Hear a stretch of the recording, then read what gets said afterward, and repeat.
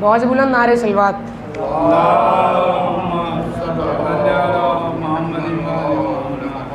کوئی صورت ہو مگر نرم ہی لہجہ رکھنا, کوئی صورت ہو مگر نرم ہی لہجہ رکھنا, اپنی بیٹی کا اگر نام سکینہ رکھنا.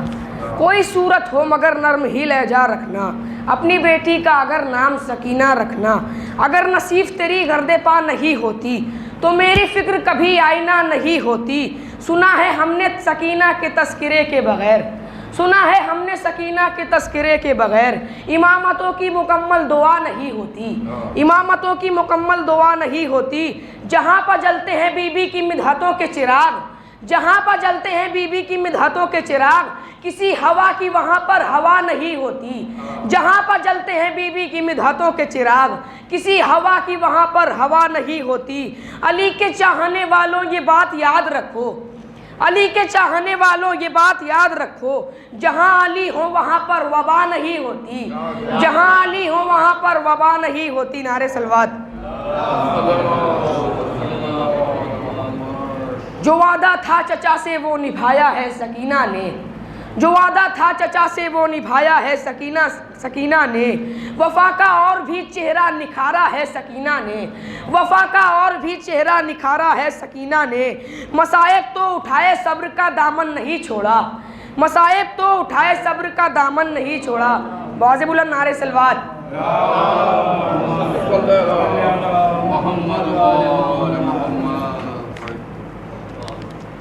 مصائب تو اٹھائے صبر کا دامن نہیں چھوڑا, خدا کے دین کو جینا سکھایا ہے سکینہ نے. مصائب تو اٹھائے صبر کا دامن نہیں چھوڑا, خدا کے دین کو جینا سکھایا ہے سکینہ نے. کھلایا اپنی گودی میں اٹھا کر اپنے بھائی کو, کھلایا اپنی گودی میں اٹھا کر اپنے بھائی کو. علی اصغر کو بھی ہنسنا سکھایا ہے سکینہ نے, علی اصغر کو بھی ہنسنا سکھایا ہے سکینہ نے. نعرے سلوات.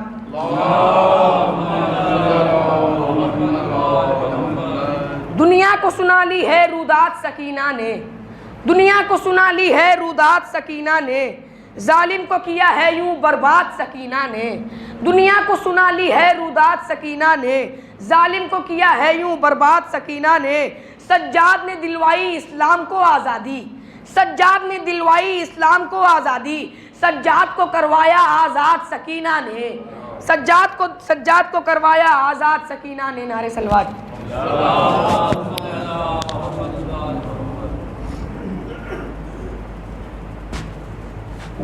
نعرہ سلوات.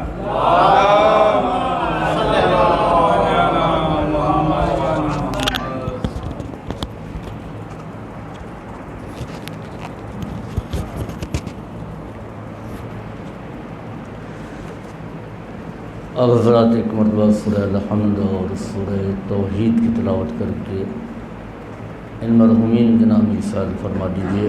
مرحوم عمران رضا شبکو ابن مرحوم عابد رضا,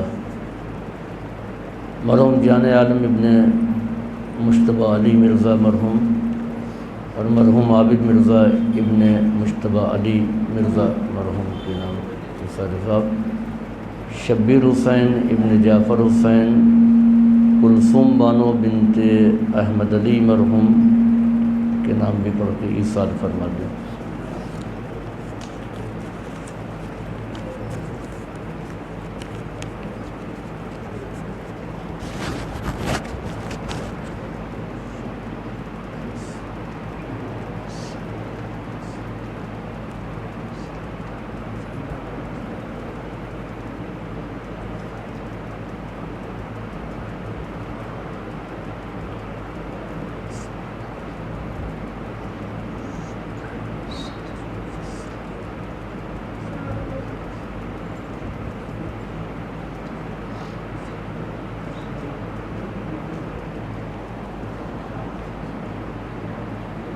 لا حول ولا قوة إلا بالله العلي العظيم.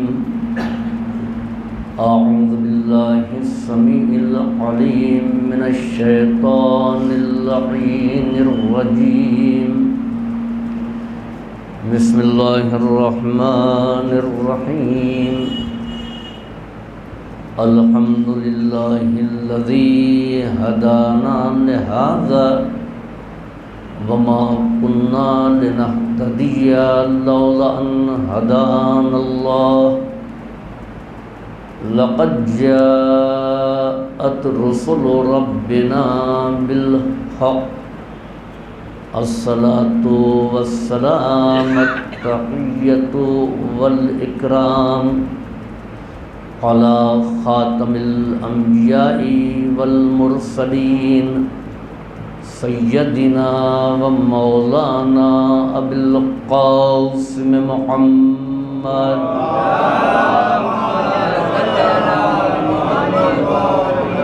وعلى عترته الطاهرة وذريته النجباء السعداء لا سيما على بقية الله الأعظم في الأرضين. أما بعد فقد قال رب العالمين في كتابه المبين. بسم الله الرحمن الرحيم. إنما يريد الله ليذهب عنكم الرجس أهل البيت ويطهركم تطهيرا. صلى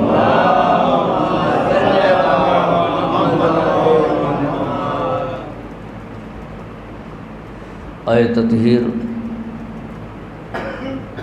جو اہل بیت علیہ السلام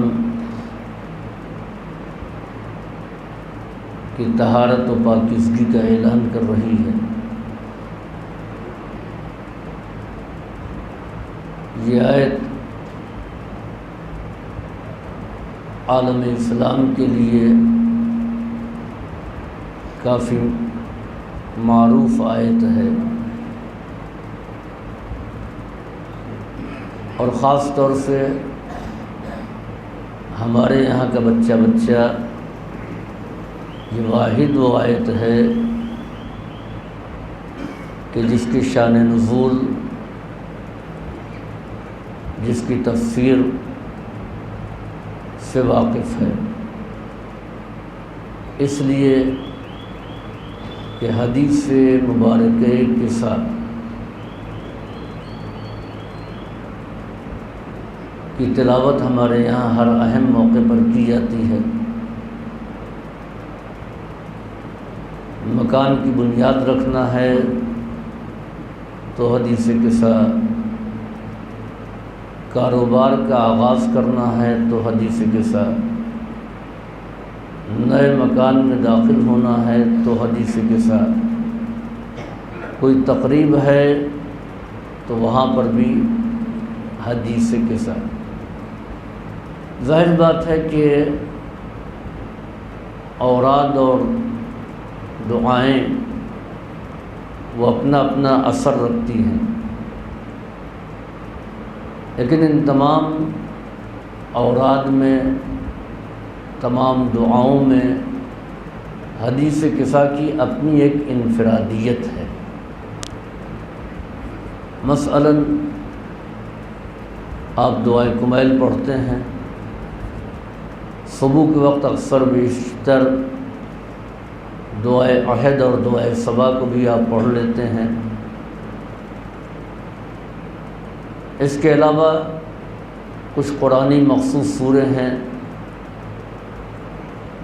جن کو مومنین برابر پڑھتے رہتے ہیں. مثلاً سورہ رحمان ہے، سورہ واقعہ ہے، سورہ ملک ہے، جس کے بارے میں یہ ہے کہ سورہ ملک کی تاثیر صرف اس جگہ تک محدود نہیں ہے کہ جہاں پر سورہ ملک کی تلاوت کی جاتی ہے، بلکہ اطراف کے جتنے علاقے ہیں وہ سب سورہ ملک کی برکتوں میں شامل ہو جاتے ہیں.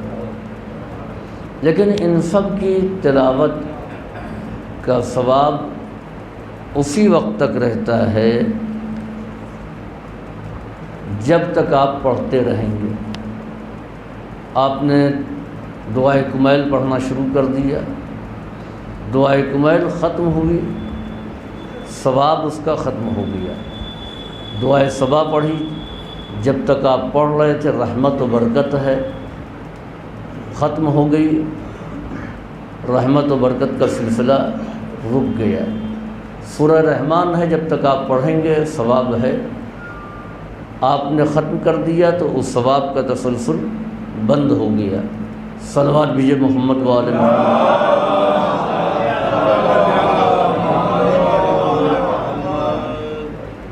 سورہ فاتحہ حضرات پھر پڑھ دیجئے۔ سید زین العباد ابن تفضل حسین کنیز مہدی بنت علی نقیب اور ہادی حسین و تمام مومنین و مومنات۔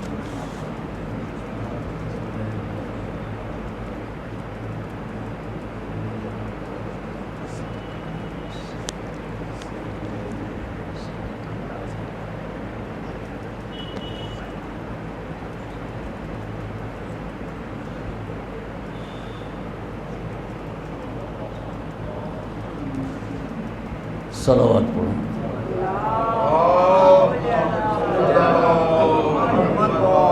الغرض یہ کہ آپ جو دعائیں پڑھیں یا جو سورے پڑھیں اس کے ثواب کا سلسلہ اسی وقت تک ہے جب تک آپ پڑھ رہے ہیں، لیکن حدیث مبارکہ قصہ میں ایسا نہیں ہے۔ جب آیت تطہیر نازل ہو گئی تو سب سے پہلے لسان اللہ نے نبی کریم سے سوال کیا، اخبرنی یا رسول اللہ، مجھے بتائیے اے اللہ کے رسول، ما لجلوسنا ھذا من الفضل عند اللہ، کہ ہماری اس نشست کی فضیلت پیش پروردگار کیا ہے؟ تو نبی کریم نے فرمایا کہ فیہ جمع من شیعتنا و محبینا، اس میں جب اکٹھا ہوتے ہیں من شیعتنا ہمارے شیعہ و محبینا اور ہمارے چاہنے والے، پیغمبر اسلام وہ ہیں کہ جن سے بڑھ کر کے کوئی فصیح نہیں۔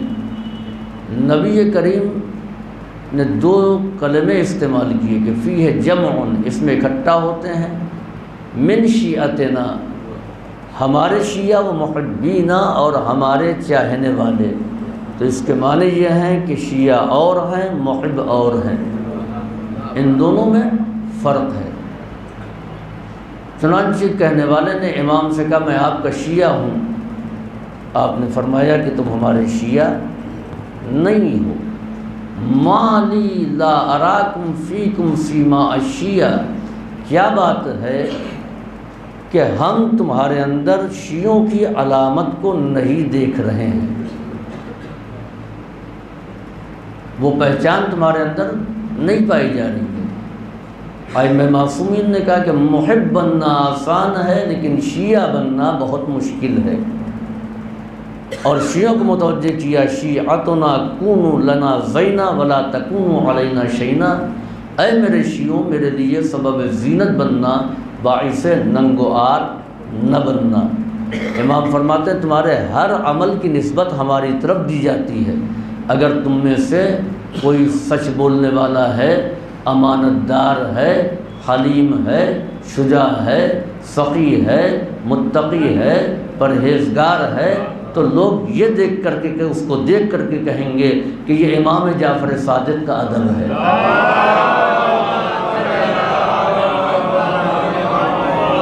اس کے برخلاف اگر جھوٹا ہے، مکار ہے، حاسد ہے، غیبت کرنے والا ہے، امانت میں خیانت کرنے والا ہے، واجبات کو ترک کرنے والا ہے، تب بھی لوگ یہ کہیں گے کہ یہ امام جعفر صادق کا ادب ہے۔ کیا ان کے ماننے والے ایسے ہی ہوتے ہیں؟ تو فرمایا کہ کونوا لنا زینا، ہمارے لیے سبب زینت بننا، ولا تکونوا علینا شینا، ہمارے لیے سبب ننگ و آر نہ بننا۔ اب آپ دیکھیے کہ امام نے اپنے چاہنے والوں کو، اپنی پیروی کرنے والوں کو اپنے لیے سبب زینت بننے کے لیے کہا ہے، زینت کہتے کسے ہیں؟ زینت کہتے ہیں کہ کوئی شے کسی چیز کے حسن کو بڑھا دے۔ مثال کے طور پر یہ عمارت تعمیر ہوئی، اسٹرکچر تعمیر ہو گیا، اسٹرکچر تعمیر ہونے کے بعد میں یہ عمارت مکمل ہے، لیکن اب اس کو زینت ٹائلز کے ذریعے دی جائے گی، اب اس کو زینت پتھر کے ذریعے دی جائے گی، اب اس کو زینت نقش و نگار کے ذریعے دی جائے گی، اب اس کو زینت جھاڑ و فانوس کے ذریعے دی جائے گی، یعنی اس عمارت کا حسن بڑھ گیا۔ تو زینت وہ ہے کہ کوئی شے کسی شے کے حسن کو بڑھا دے۔ تو اب آپ اپنے مرتبے کو سمجھیے کہ اگر ہم اپنے آپ کو امام کا شیعہ کہہ رہے ہیں تو بہرحال اتنا ہونا چاہیے کہ ہماری وجہ سے امامت کا حسن بڑھ جائے۔ اب یہ کیسے ہو سکتا ہے کہ شیعہ غیر معصوم اور امام معصوم؟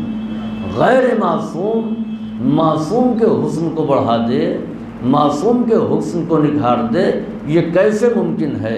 عزیزوں یاد رکھیں کہ بہت سی چیزیں ہیں کہ جو حسن کو بڑھاتی ہیں۔ مثال کے طور پر ہم کو چشمے کی ضرورت ہے، ایک معمولی چشمہ 200 روپے کا بھی ہے، ایک چشمہ 2000 کا بھی ہے۔ 2000 کا چشمہ دیں گے تو وہ آنکھوں کی زینت بڑھا دے گا، چہرے پر اچھا لگے گا۔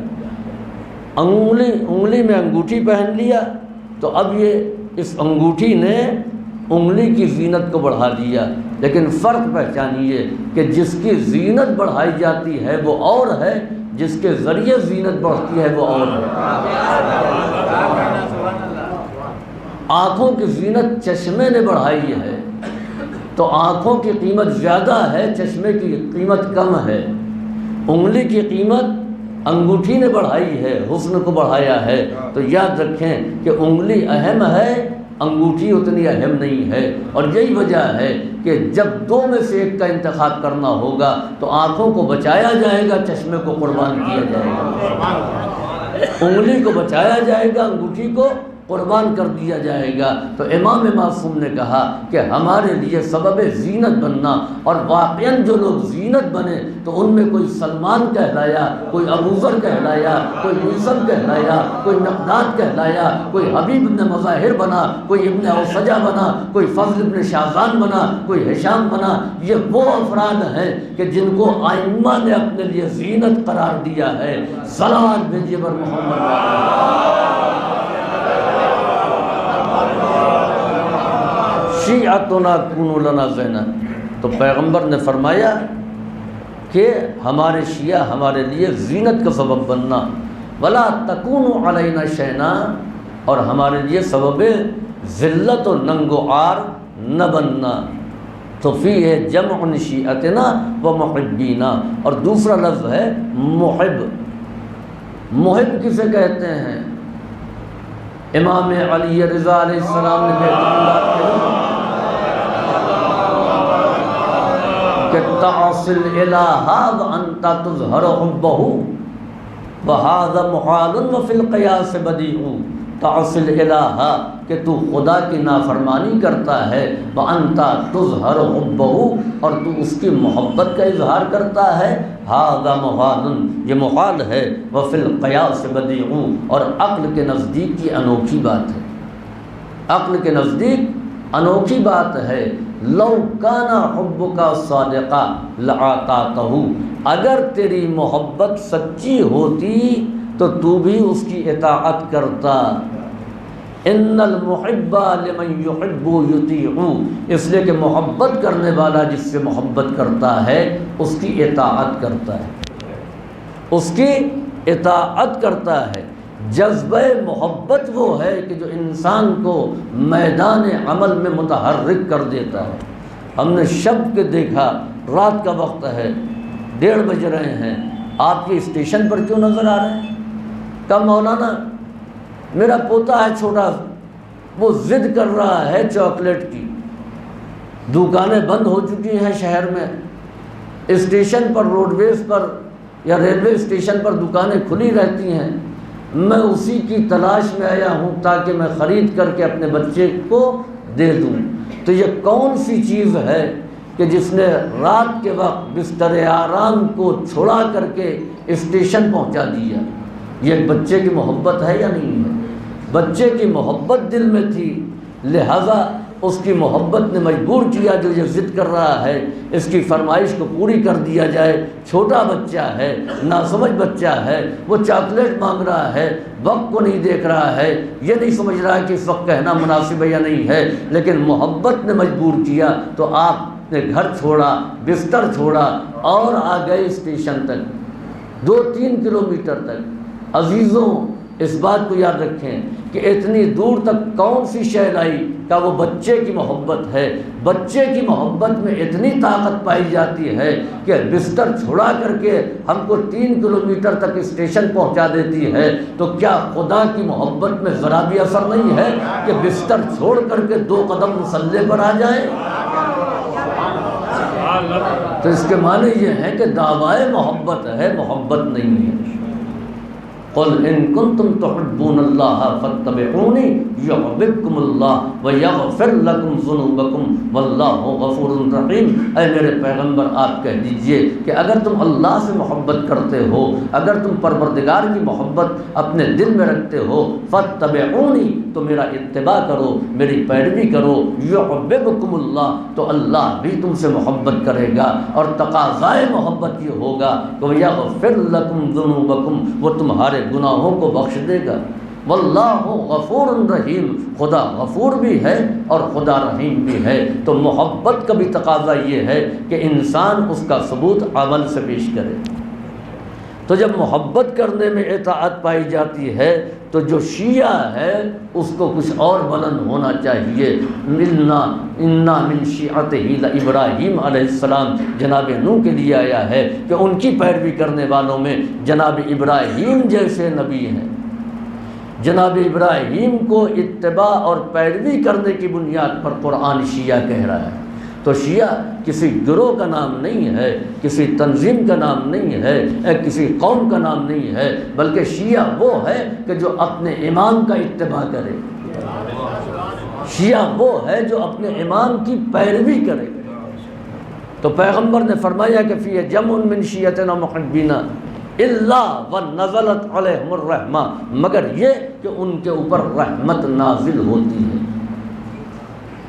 وحفت بہم الملائکہ، اور ملائکہ پروردگار آ کر کے ان کو اپنے حصار میں لے لیتے ہیں۔ واستغفرت لہم، اور ان کے لیے استغفار کرتے ہیں۔ کب تک رحمت نازل ہوتی ہے؟ جب تک حدیث قصہ پڑھی جائے۔ کب تک رحمت نازل ہوتی ہے؟ استغفار فرشتے کرتے ہیں جب تک حدیث قصہ کو پڑھا جائے یا نہیں، الا ان یتفرقوا، جب تک کہ وہ الگ الگ نہ ہو جائیں۔ اس کے معنی یہ ہے کہ حدیث قصہ ختم ہو گئی، لوگ بیٹھے ہوئے ہیں، نہ رحمت کا سلسلہ رکا ہے اور نہ ملائک کا استغفار رکا ہے۔ اب تو حدیث قصہ ختم ہو گئی، لوگ بیٹھے ہوئے ہیں نا، لیکن نہیں، جب تک کہ یہ الگ الگ نہ ہو جائیں تب تک رحمت بھی نازل ہوتی رہے گی اور فرشتگان الہی استغفار بھی کرتے رہیں گے۔ اب آئیے ہم نے اس کو کتنا اہم سمجھا ہے، خاص طور سے بے قدری اس کی شادی کے موقع پر، عقد کے موقع پر نظر آتی ہے۔ حدیث قصہ پڑھ دیجیے، حدیث قصہ پڑھ دیجیے، معلوم یہ ہو رہا کہ ایک بوجھ ہے، جلدی سے اتار کر کے پھینک دیا جائے، اس کے علاوہ اور کچھ نہیں۔ اچھا، حدیث قصہ ادھر شروع ہوئی، ادھر کتنے لوگ سننے والے ہیں، کتنے لوگ متوجہ ہیں، کتنے لوگ صلوات پڑھ رہے ہیں، نہیں اندازہ ہے۔ یہ بھی بات کر رہے ہیں، وہ سامان بھی لے آؤ، فلاں چیز لے آؤ، سہرا ہے یا کہ نہیں، اسی وقت جو ہے دنیا بھر کا ہے۔ نتیجہ یہ ہوتا ہے کہ حدیث قصہ ہو رہی ہے لیکن شامل ہونے والوں کو اس سے کوئی سروکار نہیں۔ دوسرے یہ کہ ادھر اجازت لینے کے لیے گئے تو کہا بیٹھ جائیے، بیٹھ گئے۔ ابھی یہ نہیں ہے، ابھی وہ نہیں ہے، ابھی فلاں چیز کی کمی ہے۔ ارے بھائی، اس کو اجازت دینا ہے، زبان سے کہہ دینا ہاں میں اس عقد سے راضی ہوں، آپ کو وکیل بناتی ہوں، نہ اس کا لباس سے کوئی تعلق ہے، نہ اس کا نت سے کوئی تعلق ہے، نہ اس کا کسی اور چیز سے تعلق ہے۔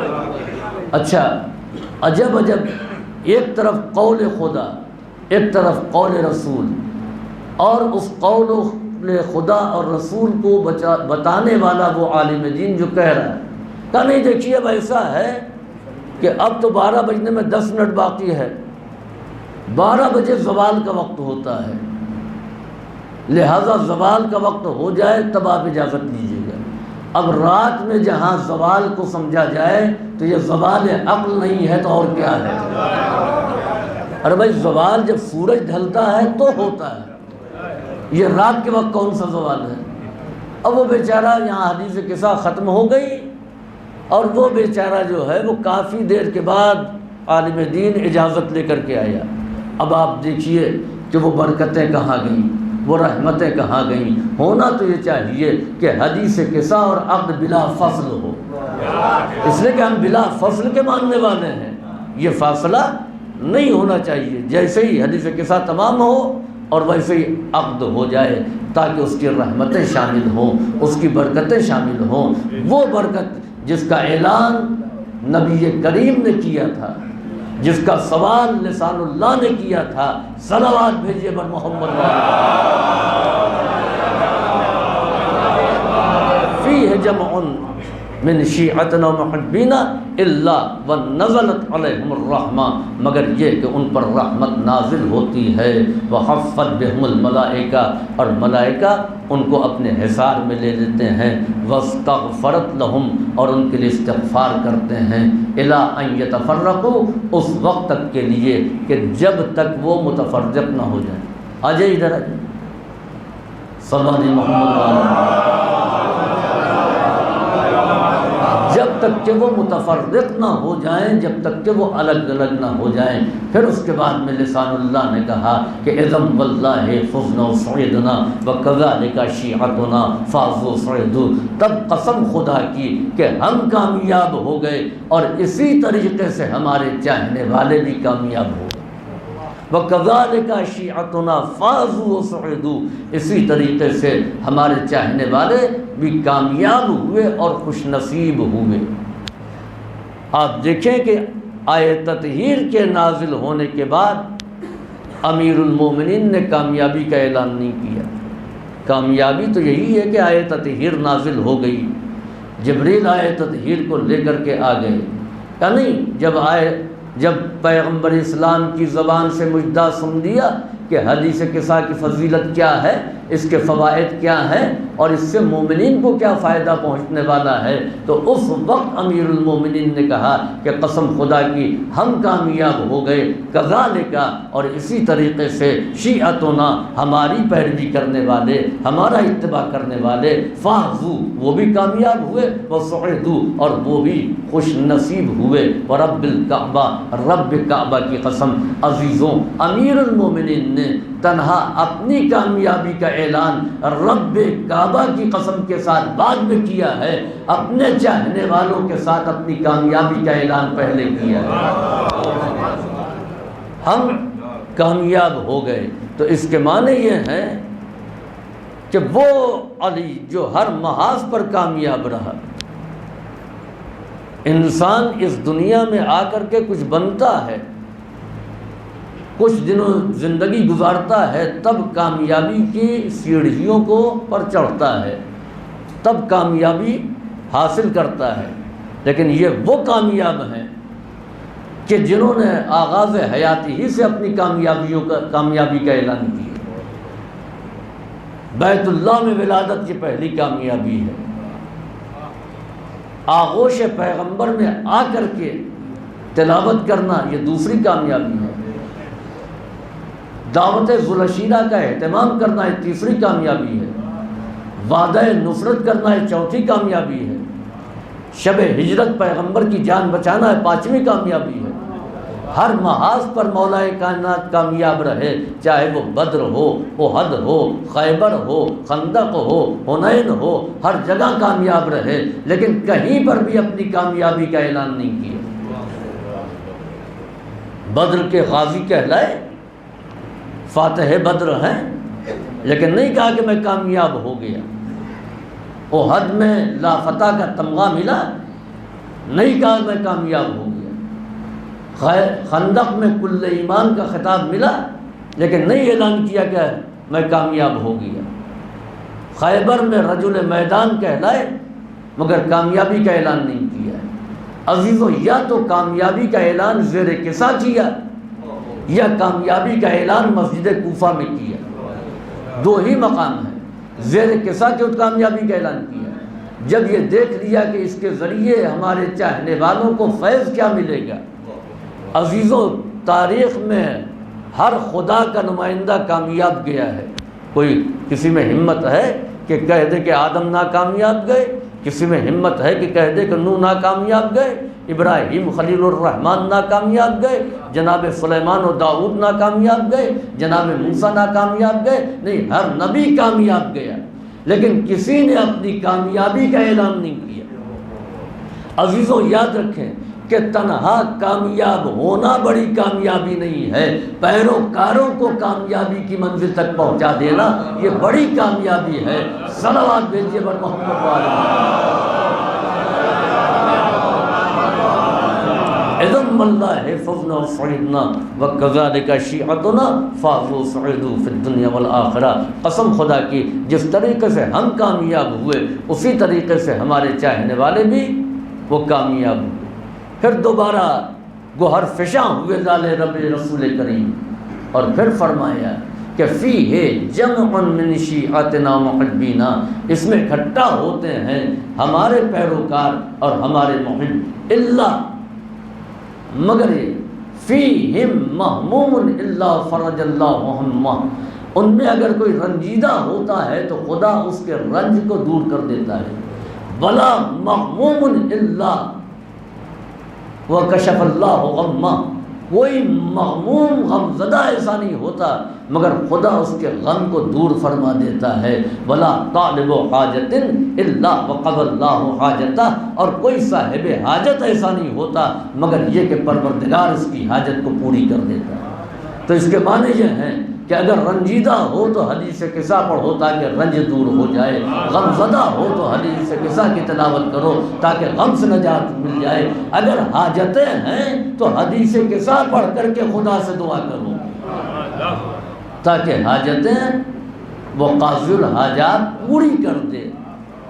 تو حدیث قصہ کی یہ برکتیں ہیں۔ لیکن میں پھر متوجہ کر رہا ہوں، فیہ جمع من شیعتنا، اس میں اکٹھا ہوتے ہیں، تو اس کے معنی یہ ہے کہ اس کا فیض، اس کا فائدہ انفرادی طور پر پڑھنے میں کم ہے، اجتماعی طور پر پڑھنے میں زیادہ ہے۔ اکٹھا ہو کر کے پڑھیں، گھر میں ہے تو گھر والوں کو جمع کر لیا اور پھر حدیث قصہ کی تلاوت۔ اب جو حدیث قصہ کی تلاوت ہوئی اور جب تک لوگ بیٹھے ہوئے ہیں اس وقت تک رحمت نازل ہوتی رہے گی، اس وقت ملائک استغفار کرتے رہیں گے، خدا رنج کو دور فرما دے گا، خدا غم کو دور کر دے گا، خدا حاجتوں کو پوری فرما دے گا۔ صلوات بھیجیے بر محمد والے۔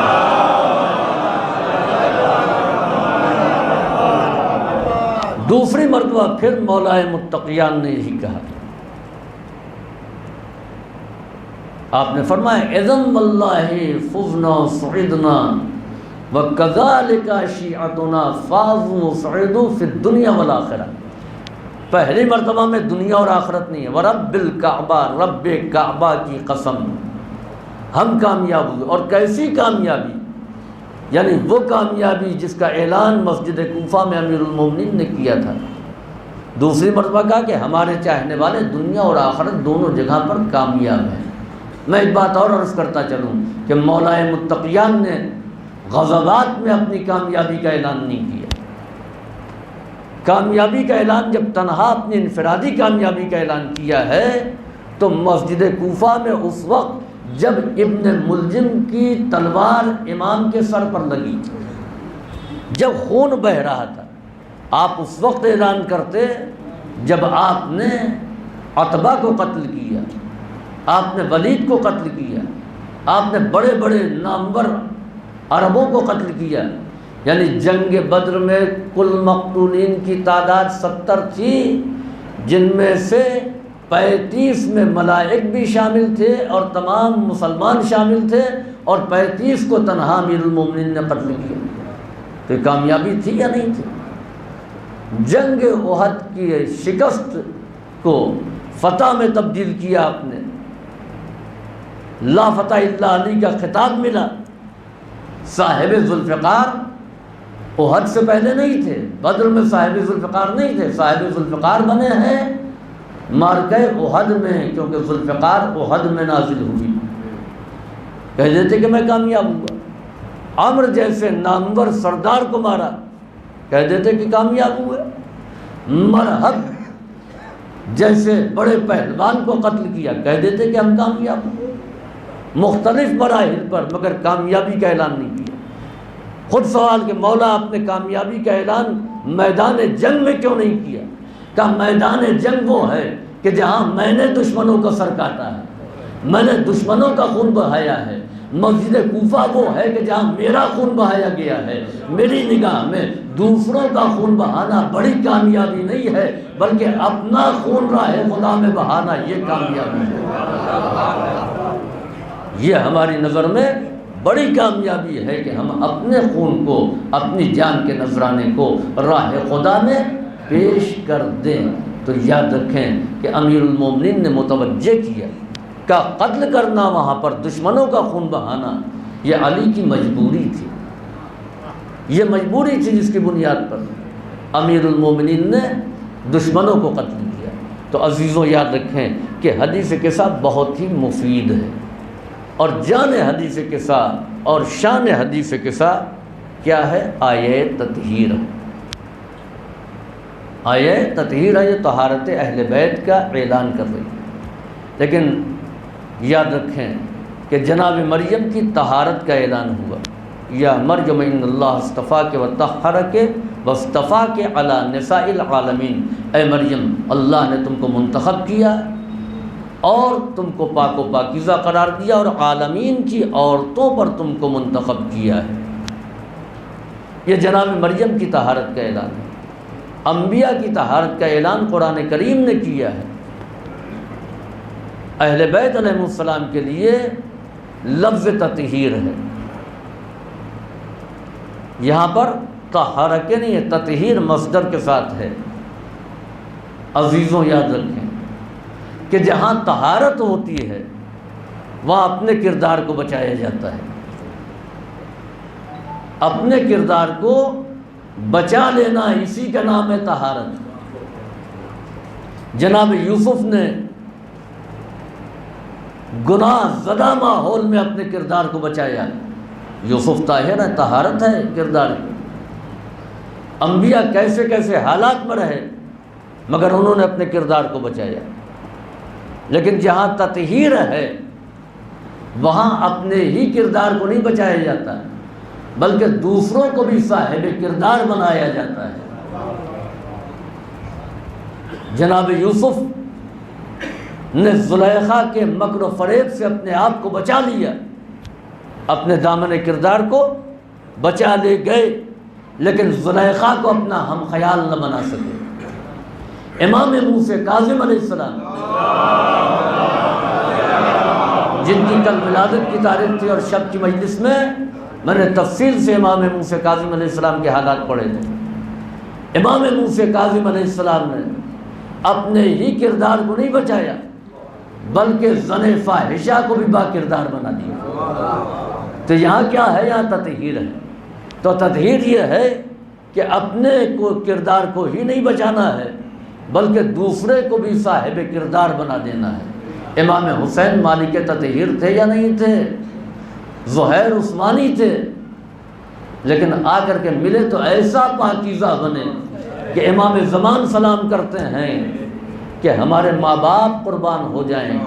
وَطَابَتِ الْأَرْضُ الَّتِي فِيهَا دُفِنْتُمْ، جس میں تم دفن ہوئے ہو وہ زمین بھی پاکیزہ ہو گئی۔ وہب کلبی عیسائی، لیکن دریائے تطہیر سے متصل ہوئے تو خود پاک و پاکیزہ۔ امام کہہ رہے ہیں کہ جس زمین میں تم دفن ہوئے وہ بھی پاک و پاکیزہ ہو گئی۔ یہ کمال کہاں سے آیا؟ کیوں؟ اس لیے کہ وارث تطہیر کی دعوت پر لبیک کہا. جو وارثان تطہیر تھے ان کی دعوت پر انہوں نے لبیک کہا. جناب ذوالحرقین ان کو امام نے مسلسل قاصد بھیج کر کے بلایا. اب آپ دیکھیے کہ ایک چیز ہے ایمان، دوسرے یہ ہے کہ ایمان کا سلامت رہنا.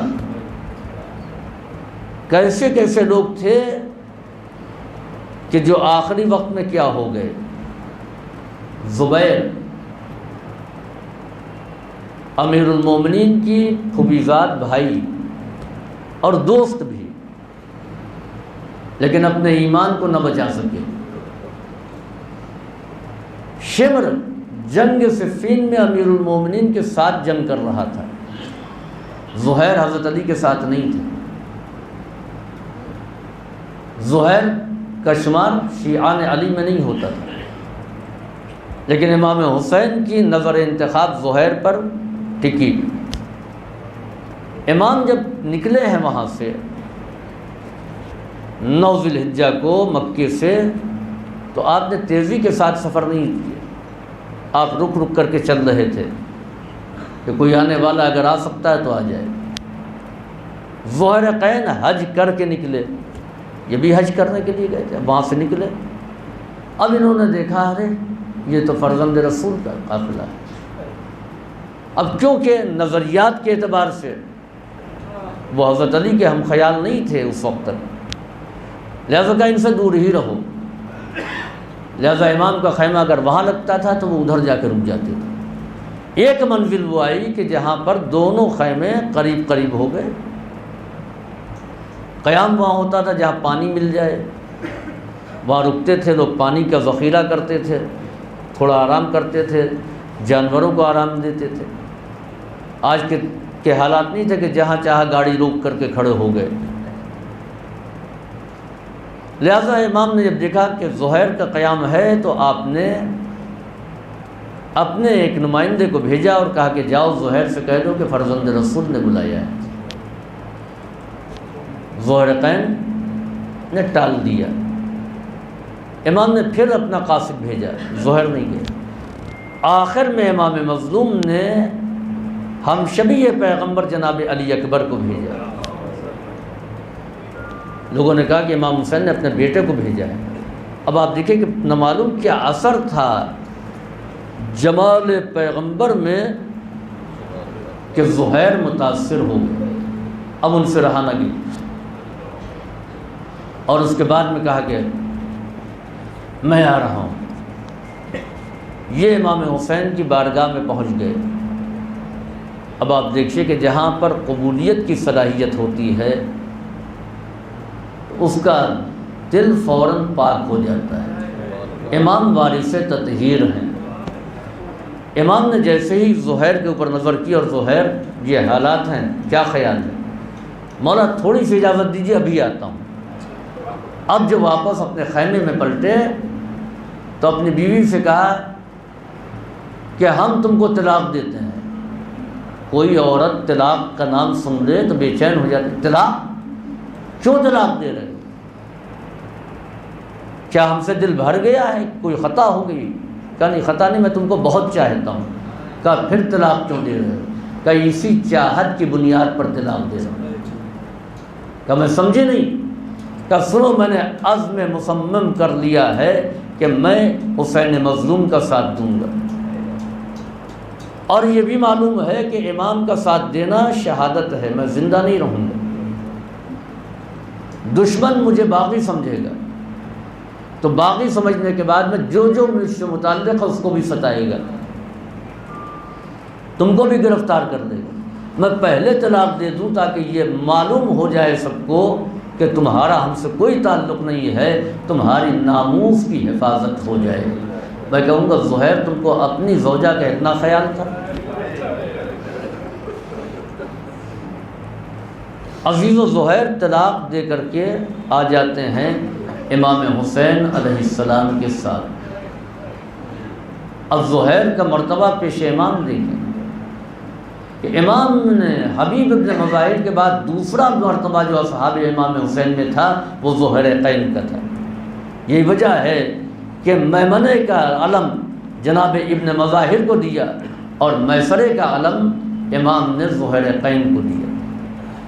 ظہر قین میسرے کے لشکر کے سردار، اور اصحاب امام حسین میں زہیر کے جو ولولے تھے وہ تلایا پھر کر کے ایک ایک سے کہہ رہے تھے کہ نصرت امام میں کمی نہ ہونے پائے، حتیٰ کہ جناب ابو الفضل عباس کو دیکھا خیمے کا تلایا پھرتے ہوئے، عباس یہاں ہو، تم کو معلوم ہے کہ تمہارے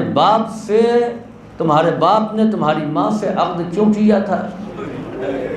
تاکہ ایسا بیٹا پیدا ہو جو حسین کی نصرت کرے۔ عباس اب وقت آ گیا ہے۔ جناب عباس بے چین ہو گئے، انگڑائی لی اس طریقے سے کہ رکابیں ٹوٹ گئی۔ اتشجعنی یا زہیر، اے زہیر کیا تم مجھے شجاعت دلا رہے ہو؟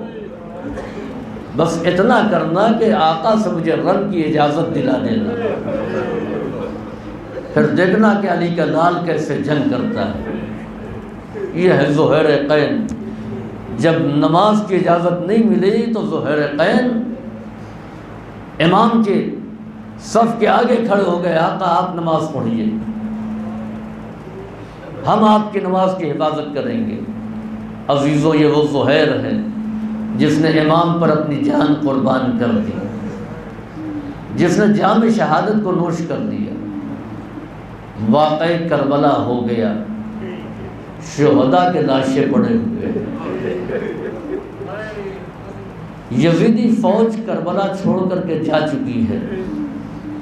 ابھی بھی بنی اسد کے اندر یہ ڈر ہے کہ کہیں فوج قریب نہ ہو، ہم جائیں لاشوں کے قریب تو لشکر نہ آ جائے، لہذا مظلومین کا لاشا پڑا ہوا ہے۔ ہاں کچھ پرندے ہیں جو فرات سے اپنے منقاروں میں پانی لے کر کے آتے ہیں اور کٹی ہوئی گردن پر ڈال رہے ہیں۔ ارباب اذى، یہ واقعہ جب ہو گیا اور خبر عام ہو گئی کہ مظلوم کربلا شہید ہو گئے، فرزند زہرا مارا گیا، تو زہیر کی بیوی کے دل میں یہ خیال آیا، اپنے غلام کو بلایا اور غلام کو بلانے کے بعد میں ایک کفن دیا۔ حسین فرزند رسول ہیں، ان کے لاشے کو کسی نے یوں نہ چھوڑا ہوگا، ان کو دفن کر دیا ہوگا۔ باقی خاندان ہاشم سے تعلق رکھتے ہیں، یقیناً ان کو لوگوں نے دفن کیا ہوگا۔ باقی جو شہداء ہیں ان کا کوئی نہ کوئی رشتہ دار یزیدی فوج میں ہے، لہذا انہوں نے اس کو دفن کر دیا ہوگا۔ زہیر کا وہاں کوئی نہیں ہے، لہذا تم جاؤ، اگر زہیر کو بھی قبر مل گئی تو کوئی بات نہیں، اگر زہیر کو دفن نہ کیا گیا ہو تو تم یہ کفن پہنا دینا اور اس کے بعد زہیر کی نماز جنازہ پڑھنا اور پھر اس کے بعد میں دفن کر دینا۔ غلام کفن دے کر کے کربلا آیا، کربلا سے پھر واپس آیا روتا ہوا۔ زوجہ نے کہا کیا زہیر کو دفن کر دیا گیا؟ زہیر کو قبر مل گئی؟ غلام نے کہا نہیں، میں کربلا سے اس حالت میں نکلا ہوں کہ میرے آقا کا سر غائب تھا، میں نے لباس اور انگوٹھی کے ذریعے سے پہچانا کہ یہ میرا آقا زہیر ہے۔ لاشا پڑا ہوا تھا۔ اس مومنہ نے کہا کہ تم کتنا سنگ دل ہو، تم نے اپنے آقا کو دفن کیوں نہیں کیا، کفن کیوں نہیں پہنایا؟ تم کتنا سنگ دل ہو کہ بغیر دفن کیے ہوئے کفن دیے ہوئے چلے آئے۔ وہ غلام کہتا ہے بی بی معاف کرنا، میرے آقا زہیر ہی کا لاشا نہیں بلکہ 71 لاشیں اور بے گور و کفن پڑے ہوئے تھے، اور ایک لاشا وہ تھا جس سے نور ساتے تھا، پرندے اس پر سایہ کیے ہوئے تھے، میں سمجھ گیا وہ میرے آقا حسین کا کفن کا لاشا تھا۔ میرے پاس کفن ایک تھا، 72 لاشیں پڑے ہوئے تھے، کس کو کفن دیتا کس کو نہ دیتا۔ مجھے شرم محسوس ہوئی کہ میں زہیر کو کفن دے دوں اور فرزند زہرا کا لاشا پڑا رہے، اس لیے میں واپس آ گیا۔ سَيَعْلَمُ الَّذِينَ ظَلَمُوا أَيَّ مُنقَلَبٍ يَنقَلِبُونَ الا لعنۃ اللہ علی القوم الظالمین ربنا تقبل منا انک انت السمیع العلیم اللهم افعل بنا ما انت اہل ولا تفعل بنا ما نحن اہل بجاہ محمد وآلہ الطاہرین۔